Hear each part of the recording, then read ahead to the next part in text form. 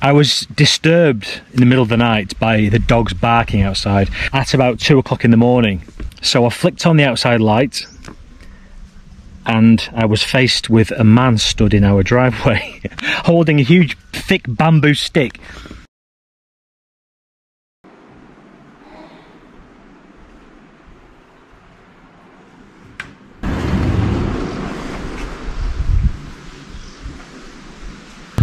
See the smoke behind the house?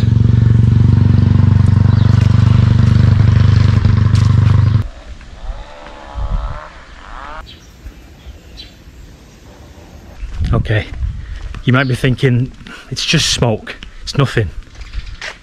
Let me just forward a few hours to tonight, alright? By the magic of editing, let's skip to tonight and I'll show you exactly what that smoke is like when it's dark.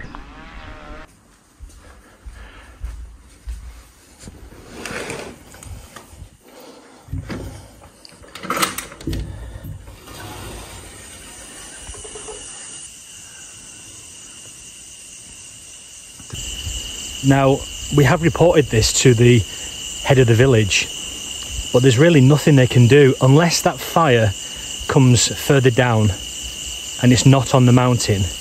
Then really there's no way to access it, certainly not with water anyway. Okay, let me go downstairs and I'll stand somewhere where the trees are not obscuring the view. 2 seconds, okay?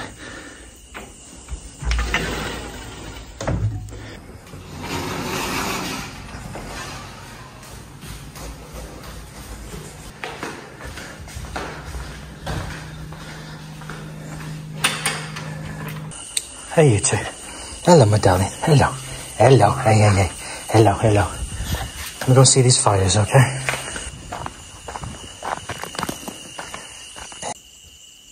That's pretty bad, isn't it? It's impossible to see in the daytime. It's just obviously hidden by smoke. We're maybe approaching the burning season, but I mean, this isn't a result of a human burning anything. This is just the weather. It's just so hot and dry, and then a little bit of wind, and this is what happens. If it's not one thing, it's another, isn't it? If it's not floods, it's fire. Unfortunately, there's absolutely nothing that can be done about this fire. It's been burning now for 3 days.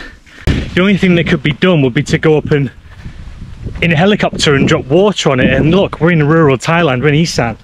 That kind of thing just doesn't happen. This isn't California. The wind isn't helping either. It's very windy today, as you can see. You can probably hear it on the microphone as well, unfortunately. You can see how windy it is, look. And that's just making those fires on the mountain even worse. But actually, today is very, very overcast. Look, it's not a nice day at all. Now that's very good news for us. If we get a bit of a downfall, even if it's just, you know, a light drizzle for a bit, or a heavy downfall for sort of 20 minutes, it would be great, because it will sort that problem out completely.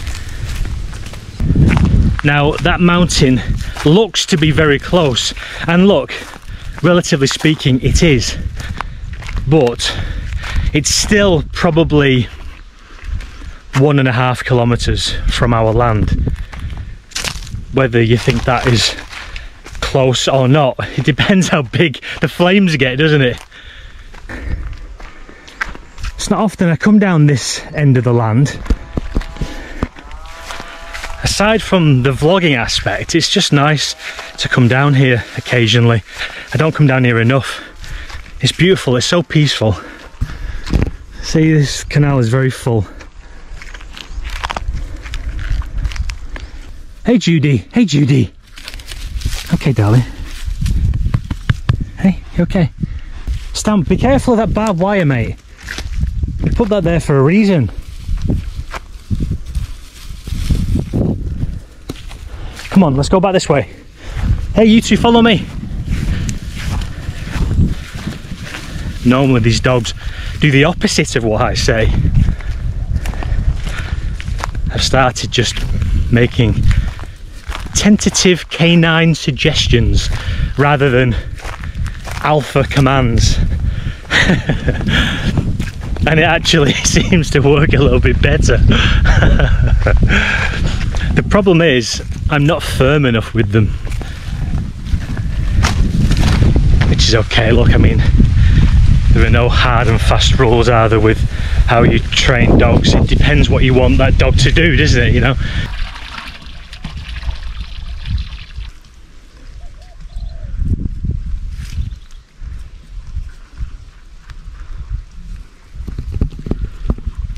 Baby mangoes. Baby bananas. Some up there as well.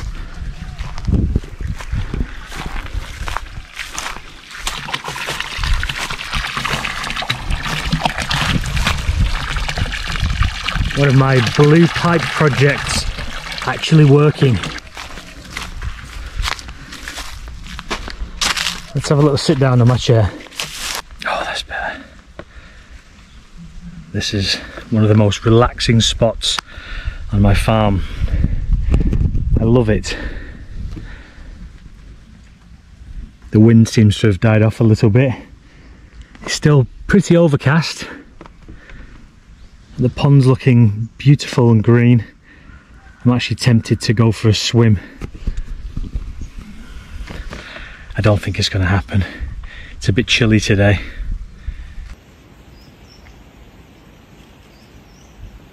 So, as the title of this video suggests, I'm going to talk about the reality of living in the middle of nowhere, and we genuinely do.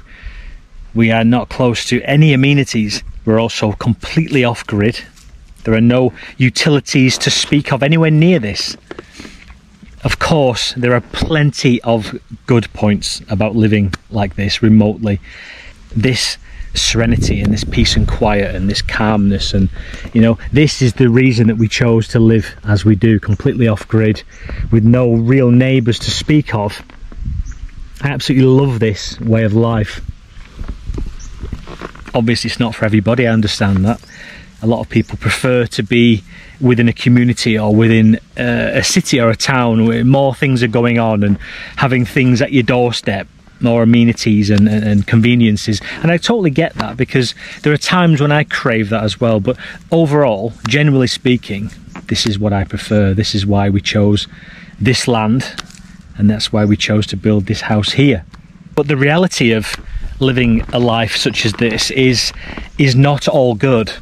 I've already addressed the situation that's happening right now up in the mountains, the fire. Now, if we were living in a more built-up area, if there was a larger population of houses and people, that wouldn't necessarily be an issue because it would be sorted out. But when it's just us and a couple of other farms in the neighbouring area, nothing's done about it, you know, and there's nothing that we can do about it. We also had quite a strange experience a couple of nights ago. Not a pleasant experience either. I was quite shook up by it afterwards anyway. I was disturbed in the middle of the night by the dogs barking outside, which is not a rare occurrence. The dogs often bark in the night. If another dog comes onto the farm and they sense that, they will bark, and that's why we like having them around. Anyway, they barked at about 2 o'clock in the morning, and it jolted me awake, and I suddenly remembered that I hadn't padlocked the front gate. So I crept down the stairs because I didn't want to wake Anna. Like I said, it was 2 o'clock in the morning. I opened the kitchen door to go out, and as soon as I was outside but still in the darkness, I heard the gate sliding open. Now, I just thought maybe the wind was blowing it, and that would be why the dogs had been barking. So I flicked on the outside light, and I was faced with a man stood in our driveway holding a thick bamboo stick. Now, I was shocked and surprised. That said, I sort of rushed towards him because I wanted to know what the hell was going on. I mean, I didn't automatically presume that he was there to do anything untoward. I think, you know, within a few seconds I realised that he was potentially trying to burgle the house, or at least steal a motorbike. But as I rushed towards him, I was just kind of I guess I was, you know, demanding to know what he was doing in my drive. Anyway, he started talking very fast in Thai and I couldn't really pick up what he was saying. I think the very fact that I rushed towards him, it put him on the back foot, and I grabbed his shoulders with my hands, and I was I wasn't shaking him, but I was demanding to know what he was doing here, you know, and sort of saying in very broken Thai that, you know, why are you here on my drive? You know, it's not good that you're here. And he was sort of shrinking back, and he was trying to get down into the darkness down the drive again. And at this point I thought, look, it's 2 o'clock in the morning, what can I realistically do here? We're in the middle of nowhere. I can't restrain him until the sun comes up and a neighbour drives past on a bike. I just didn't know what to do. So he was quite slowly walking down the drive back into the darkness towards the road. This is where I sort of collared him at the front gate, and he started slowly walking down. Obviously this was pitch black. So very quickly I ran back to the house, ran upstairs to get my phone, so I wanted the camera. I ran back down again. I wanted to take his photograph to show to the police or to the head of the village or whatever, you know. But by the time I got back down here, he'd disappeared completely, and that was it. I did put the torch on and I walked up and down the public road trying to find him, but he was completely gone. So yeah, look, that is, well, it was extremely lucky. I'm thankful that we have these dogs and that they bark at any kind of sound. It was also lucky that I decided to actually go down there. I guess it was unlucky that that was the one night that I'd not padlocked the gate before going to bed. So it taught me a lesson.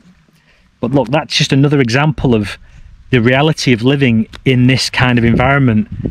That stuff goes on. Now look, I'm not saying that there is not crime in villages and towns, of course there is, but the difference is you kind of have an element of security with your neighbours and your community, don't you? If something was to happen, if somebody was to call out, you'd like to think that your neighbours would respond. I certainly would anyway.